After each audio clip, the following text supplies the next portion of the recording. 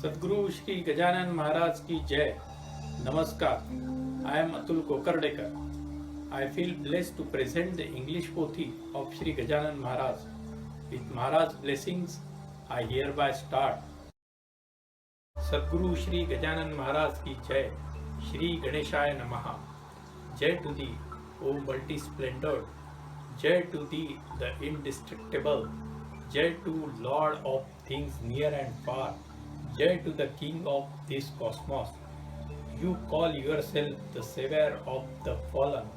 You forgive sinners with great affection. This action brings to you further significance.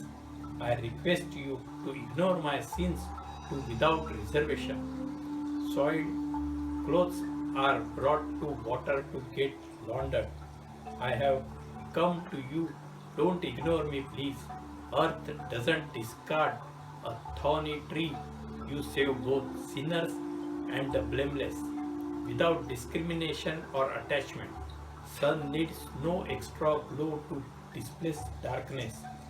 Its rise is enough to devour the luminous concepts of sin and virtue are your own process.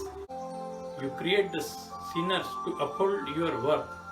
Whatever it is, please relieve me from this dense danger with your blessings.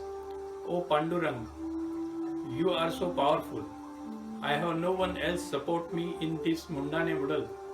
Now I turn your attention, dear readers, to this final climax. You have been with me all through till here. It called for good fortune to read about this sant. Those who have faith are saved from pain and miseries of these days. An incident at the temple is proof ample. At the construction of the temple, a laborer was working at the top with a mason. He lost his balance and fell. He slipped while passing a stone to the mason and came down from the height of 30 feet. He fell on a heap of stones. People saw him tumbling down and assumed the certainty of his demise. But it was otherwise. A miracle swept the scene. He was unhurt and came down safe and sound. Someone had caught him in the air and left him down to stand on his feet. But no one was seen in the region. People were happy to hear and know that it was the Sant who saved the person. Maharaj would not let anyone get hurt. In the process of temple construction, the labor was most lucky to feel the touch of the divinity at this juncture. A Rajput lady, afflicted by an evil spirit, came to Shegaon from Jaipur district. God Dattatreya advised the lady to come to Shegaon on Ram Navami to enable her to get rid of the trouble with the blessing of Gajanan Swami. She came with her children on the appointed day. The festival had started on Pratipada, the first day. Crowds had gathered to celebrate Rama's incarnation. This time there was a hall under construction. Stone pillars measuring 5 feet by 18 inches were laying around supportless. Work was suspended for a time being. After the celebration, people rushed for prasad. The lady went to a pillar for support, which fell on her and the children. Else, people were afraid that she had died under the weight. No one even knew her name and address. They lifted the pillar and pulled her out straight, gave her a glass of water and rushed her for a check to Dr. Lobo across the street. She was a surgeon and devotee of Christ. She examined the Rajput lady with great care and was amazed to see that she was unhurt. The falling of pillar on her had a different significance. With this action, the Sant liberated her from a spirit. After getting sorries from the evil, the lady and her children returned to Jaipur safe and sound. Similarly, at another festival, a large beam fell on the head of Naik Naware, a worker, who miraculously escaped unhurt by the Sant's benevolence. Ramchandra, son of Krishnaji Patil, was a sincere devotee of Maharaj. One noon, The Sant went to his house in an aesthetic medicated grab. He called Ramchandra and asked for a food to eat. Ramchandra glanced at him. He looked like Maharaj. He respectfully brought the stick in and offered him a short plank seat to sit. He worshipped the guest and stood there still. Thereupon the ascetic said to the Patil, I have came here today to tell you something. Don't be troubled by the debts you have. They will be clear in days shortly. River Godavari dries up in summer, but rains fill in it in few hours. Prosperity will soon dance at your door. The house where I ate never suffered defeat. Bring me a dish full of delicious and some clothes to dress in. Any offering you make to me will positively reach the Almighty, provided the donor is pious devotee of the all-pervading divinity. Ramchandra bought him delicious dishes, which the ascetic enjoyed in great happiness.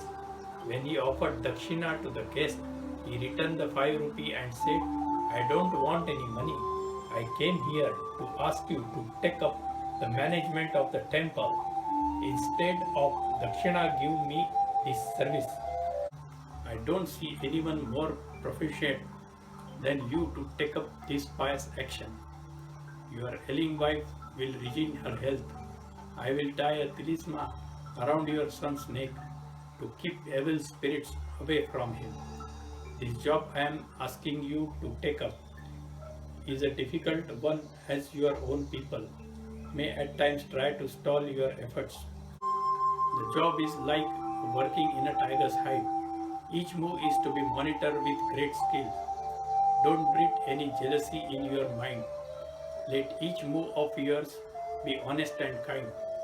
Don't take up a project against the authority. Respect sons and sagas. Discard illogicality. If you follow this simple guide, God will always be on your side. Let your expenses not be more than your income. Never show up beyond your competence. Don't let sagas and sons go empty-handed. When they came to you on their own or invited, adore these saintly personalities. God dislikes them who insult such dignitaries.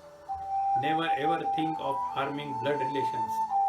Respect your relatives with established traditions. If you at all lose your temper, let it not be deeper than a superficial cover, like a jackfruit course outside with loving pardon hidden inside. And lastly, remember, I am always with you. After trying a talisman around his neck, the aesthetic disappeared in a moment. Ramchandra thought over the incident all day. He arrived at a conclusion that the guest was Maharaj, who had come to advise him in an aesthetic grab. The same night, Maharaj appeared in his dream to remove lingering doubts from his mind. Maharaj has great affection for his devotees. His glorious life story is a savor of humanity, but it does require a resolved faith to experience his magnanimity. Now in this saga, the great saga, we have come to stage where we recapitulate the glory of his victory. The first chapter of the obedience of deities tells the story of how the Sant appeared on Magh Vaidya Saptami near the house of Devidas, a devotee. Vankatlal and Damodar were the two who recognized the Sant true. In the second, he attained the Kirtan of Govind Bua and showed a miracle to Pitambar Shimpi and then went to the house of Bankat Bhavani Ram. Third chapter depicts the offering of a heroine to the Sant. This was done by an ascetic against the promise of fulfillment of his dream. Maharaj started smoking heroin. Water touched by his feet had salutary effect. It saved Chandrao Deshmukh from the death. Maharaj explains the types of death. Throw out Vithoba for his deceit. The fourth deals with the arrogance of Janki Ram. He doesn't give burning coal for the sun to pipe. Because of this, his feast is spoiled. He begs pardon of the sun, and the food turns to edible again. Jankiram becomes his devotee. Maharaj asks Chandu for kanole sweets. He liberates Madho after showing life after death. Disciples perform Vasant Puja with great mirth. Chapter 5 depicts Maharaj sitting in a yogic posture at Pimpalgaon. It was at Mahadev temple, where the cowherds worshipped him. They all were at Pimpalgaon, where Bankatlal went to bring him back. Then he went to Akoli to liberate Bhaskar. He got water in a dry well. Bhaskar comes under the sun's care. The sixth chapter describes Bankatlal's farm. People had gathered to eat corn on the cob. Bees attacked the invitees, who ran away expect Bankatlal. The incident tested his devotional matter. Bees' sting had no effect on Maharaj. He went to Akot to meet Narsingji, who was the disciple of Kushta Ali. He stayed there for a few days only. He had brotherly relations with Narsingji. Then he went to village Shiva on the bank of Chandrabhaga river to meet Vrajbhushan. He then visited the Hanuman temple and stayed there for the Shravan celebration. The seventh chapter tells something queer. It is about the Patil brothers who were rough in their behavior. They spoke to Maharaj with arrogance. Hari lost a wrestling bout with the Sant. With the miracle of sugarcane, their ego shriveled. He blessed Khandu Patil with a son. Bhikya was his name. Sant asked him to feed people with mango juice every year. Patil brothers started respecting the seed. Chapter 8 talks of dispute, of Sega, of a family feud between Patil and Deshmukh. Mahar Chaukidar lodged a complaint against Patil. An offense was registered against him, but he was exonerated by the son's blessing. Maharaj recited Vedas in front of Telangana Brahmins and proved his authority over the scriptures. He stayed in Krishna's garden at the temple of Shiva. There he explained a few lines of Gita to Brahmagiri ascetic and crushed his ego. Here he was unhurt by a burning cot, conveying that fire can do a sant no harm. The ninth chapter witnessed a wild horse turn. A person was reminded of his woe to bring heroine. Maharaj with disciples went to Balkrishna's house. This was Balapur on Dasnavami day, where Balkrishna was given darshan of Ramdas, and all his doubts were cleared away. Chapter 10 takes us to Amravati to meet Balabhav of spiritual identity.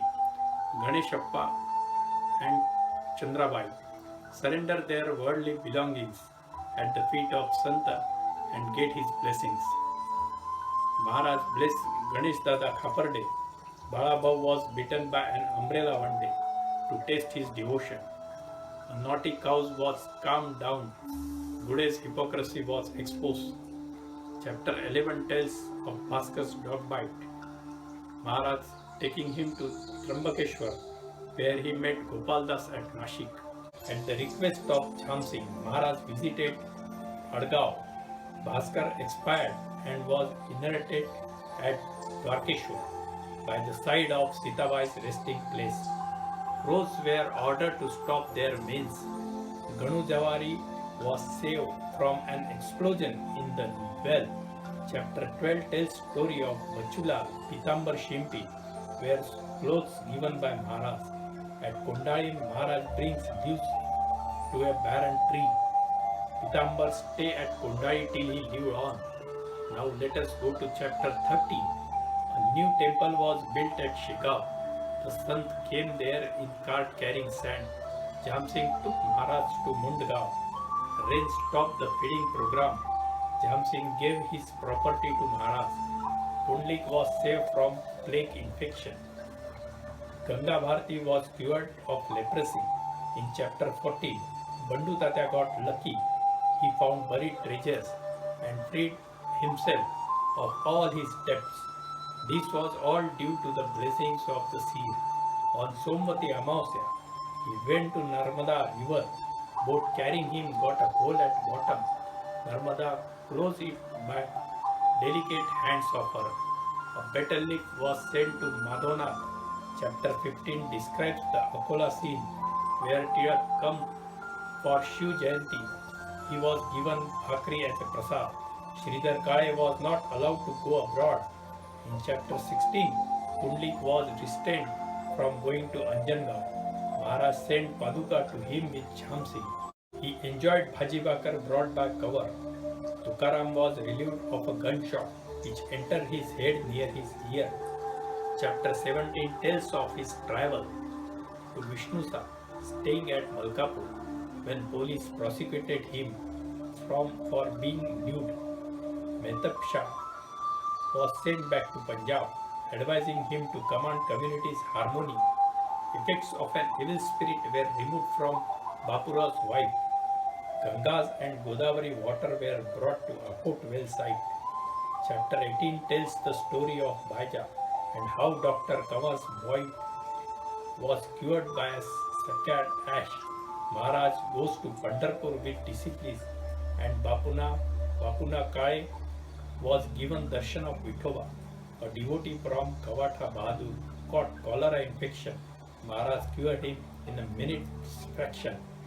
To remove the egos of an orthodox Brahmin, a dead dog was brought back to life. Chapter 19 brings blessing to Kashinath Panta. Gopal Bhuti takes the Santa to Nagpur as a guest. Hari Patil brings him back from the feast. Maharaj meets Sri Vasudevananda Saraswati. Balabhau had some doubts about the meeting. Maharaj removes those doubts. He protects grains from donkeys grazing. Narayan dies at Balapur, consequence of beating Maharaj. Son bless Jakhade, who gets married as he wish. At Kapildhara, Nimonkar gets his darshan. As service to Maharaj, Tukaram gives his son Narayan. Maharaj goes to Pandharpur, takes permission from Vithoba and returns from the tour. In the month of Bhadrapad on Rishi Panchami, the sant of our times took Samadhi. Chapter 20 narrates miracles after the day. Those with faith get darshan and blessing given today. Chapter 21 is the climax of the story, summarizing the happenings in the journey. This effort has been made for the devotees to enjoy the essence of Sun's history. Several incidents do occur. Those remind us of his existence. Contributions came in ample for the construction of temple. It is a majestic structure with no parallel in the world, with rest house in all quarters for the devoted visitors. Listing the donors will be a long process, so given here are important names: Hari Kukaji Patil, Banaji of Sangvi, Ganaji of Kumari, Mesaji of Batwadi, Gangarao of Ladegao, Bangu Nandu, Punjabai, Banabai of Akola, mother of Sukhdev Patil, all of them donated in thousands. There were other donors to the list: Ramchandra Krishnaji Patil, Dattu Bhikaji, Sukhdevji of Palaskhed, Martand Ganpati, resident of Shegao, Ratanlal Balchanda, Dattulal and Bisanlal of Panjgaon, Ambar Singh of Takli, Kisan Belmandalkar, Vithoba Patil Savarekar, Gangaram of Hansapur. All these donors got together in the devotion and donated generously for the construction.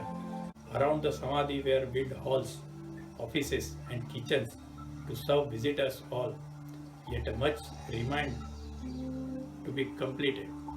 Thus a novel idea was initiated. Each landlord paid an anna per rupee of his revenue as a religious duty, and each cart load of commodity coming to the market paid half anna per rupee to the kitty.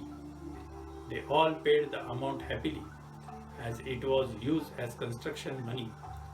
Many fire worships were performed for collection. 4 of them were great celebrations. Kishanlal Sethji performed Satyachandi Anushthan, inviting many learned Brahmins to perform.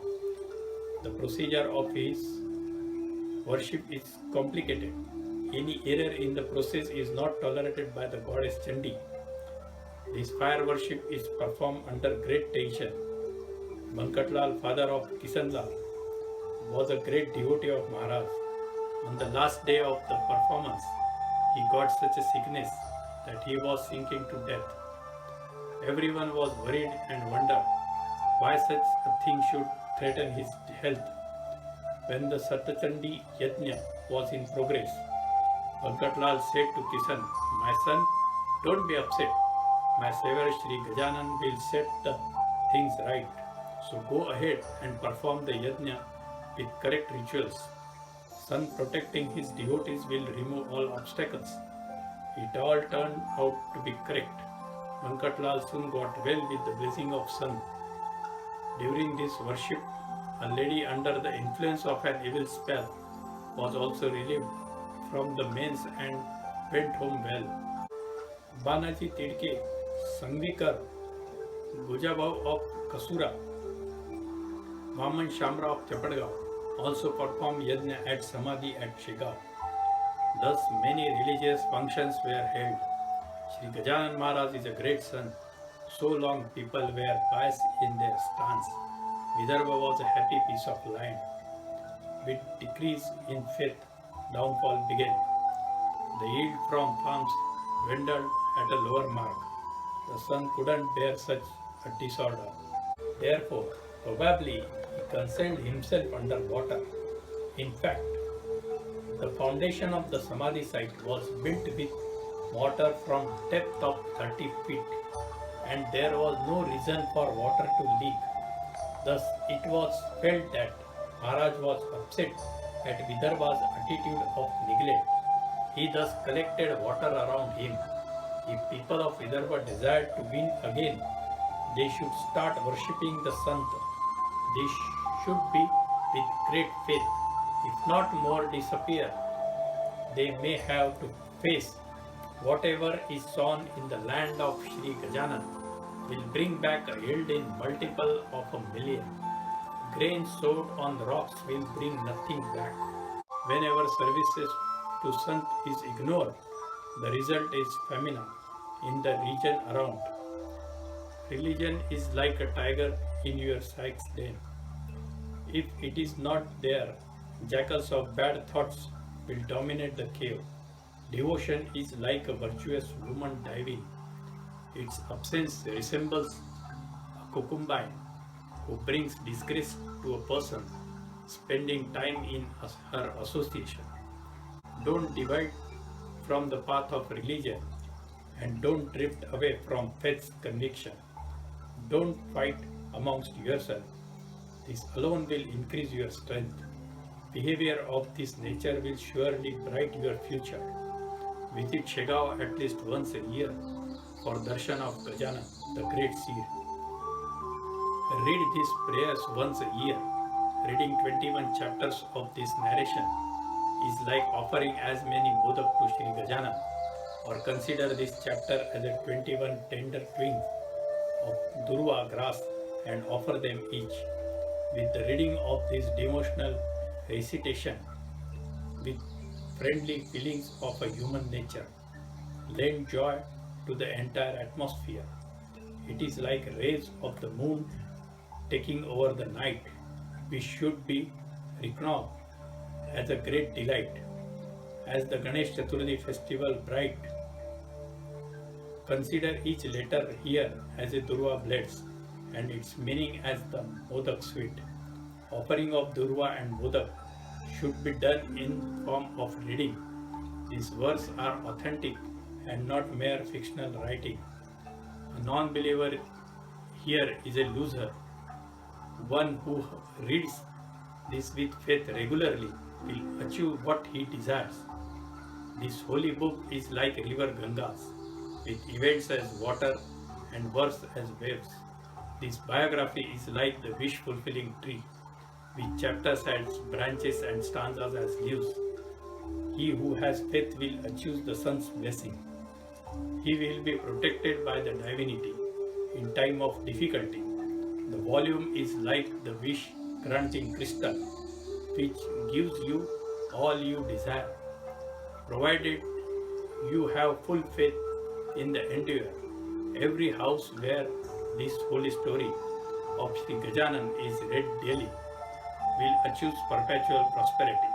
By reading this book, poor will get wealth, sick person will regain their health, infertile will be blessed with a child, those desiring a son will get a male offspring, the reader will get a selfless friend, all his anxieties will come to an end. One who reads this on Dashmi, Ekadashi, Dwadashi will be bestowed by the Sant with prosperity. He who reads the entire book on Kurupushcha day in one sitting will achieve fulfillment of all desires and well-being. Presence of the book in the house will keep away all sort of evil spirits from your way. This is a magnitude of the treatise which can be experienced by faithful devotees. Only Rajhansa birds can rejoice Mansarovar's bliss. Likewise, this composition is for saintly people. Our land had many sons in the past. Naneshwar, Meera, Mehta, Kabir, Nama, Savata, Chokha Mahar, Gora, Bodhala, Damaji, Ainath at Umbarkhed, Sakaram at Amlaner, Dev Mamalnedar, Yashwanta or Manik Prabhu of Humanabad. Similar to them in Sri Gajanan Maharaj of Shigao. My only request to the devotees is that they love the sun wholeheartedly, to enable them to liberate themselves from the birth and death cycle eternally. Now I requested Sri Gajanan Maharaj to free me from all my disappear. I have just been your spokesman. Please show me the right path of salvation. I hate everything that is evil. Let me keep up my routine of visiting your sharing till the end of my life. Let my love for sun stay alive. Give me the pleasure of residing on the banks of Godavari. Let me be self-sufficient to avoid beggary. Please ensure that you will be around me. I am at the feet of sun. From you I beseech safety. O Gajanan, this book narrates happenings with the inspiration from your blessings. Ratnasa archives at the monastery have been the source of this glorious story. Nothing here is based on imagination. I cannot be responsible for omissions and commissions. Even then, if there are any mistakes, I beg your saintly pardon for my sake. Writing in Marathi was completed by Das Ganu with blessings of Sri Gajanan Maharaj. In the morning of the first day of the year, called Pramathi Samvatsar, it was Wednesday in the month of Chaitra of Shake 1861. It was written at Shigao and presented to Sri Gajanan Maharaj. Let this treatise bless the devotees. Sadguru Sri Gajanan Maharaj ki Jai. This English pothi was translated by Sri Shankar Pandit. Please share this video so that maximum devotees can avail Maharaj's blessings.